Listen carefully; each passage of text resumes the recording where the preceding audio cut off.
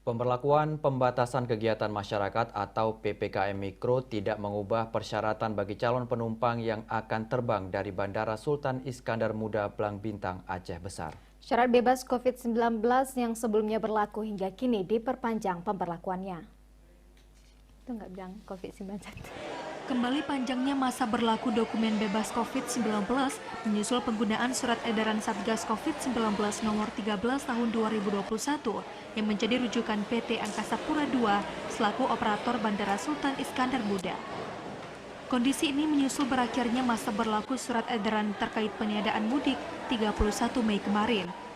Menurut manajer operasional Bandara SIM, sesuai surat edaran sebelumnya, masa berlaku dokumen bebas COVID-19 bagi pengguna moda transportasi udara yakni 2 kali 24 jam. Selain surat edaran Satgas COVID-19, Bandara Sultan Iskandar Muda juga menjadikan surat edaran Kementerian Perhubungan nomor 38 sebagai rujukan penerapan syarat bagi pelaku perjalanan udara di Bandara Sultan Iskandar Muda. Jadi masa antigen itu di SE yang terbaru itu memang selama periode mudik itu hanya berlaku 1 kali 24 jam.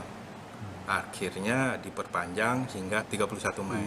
Ya paling untuk ke depan untuk masa berlaku antigen itu kembali ke 2 kali 24 jam. Kita punya referensi juga SE nomor 38 dari Kementerian Perhubungan. Itulah jadi referensi kita terkait dengan persyaratan orang berangkat. Seperti diberitakan, sejumlah daerah menerapkan syarat khusus bagi pengguna moda transportasi udara selama pemberlakuan pembatasan kegiatan masyarakat atau PPKM Mikro.